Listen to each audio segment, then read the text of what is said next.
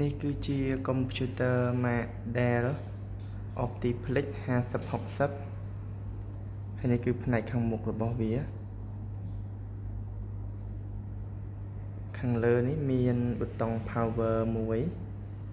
ហើយកន្លែងនេះគឺ CD-ROM ជួយខ្ញុំចុចកន្លែងនេះបើកធាក់ចេញមកបិទទៅវិញកន្លែងនេះមានរុនដោតកាសស្ដាប់ត្រជាក់មួយ USB អាប៉ុកខ្មៅនេះ2ហើយនិងអាប៉ុកខៀវនេះវាដាក់ថា Super Speed នេះចំនួន1ហើយនិង Type C មួយដែរគៀននេះវារៀងសណាន់រហូតមកដល់ខាងក្រោមនេះអញ្ចឹងឥឡូវយើងទៅមើលខាងក្រោយវិញម្ដង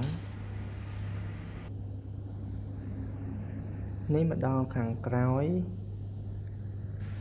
ខាងលើនេះមានដូចដោតអីនេះមួយជុំឲ្យចិត្តតិចហើយមានរុន DP ចំនួន2អានេះខ្ញុំប្រើខ្សែ VGA ភ្ជាប់ទៅ monitor ហ្នឹងវាមានមួយមាន USB Super Speed នោះ4ទៀតបកខៀវហ្នឹងហើយនឹងអាប៉ុកខ្មៅនេះ2ដែលខ្ញុំដោតម៉ៅហើយនឹង keyboard ហើយនេះគឺរុនសម្រាប់ដោតខ្សែ network RJ45 មកដល់ខាងក្រោមគឺមាន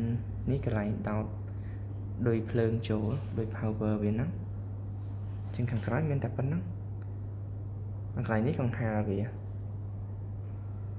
ហើយនេះគឺម៉ៅហើយនឹង keyboard ដែលជាប់ជាមួយនឹងប្រអប់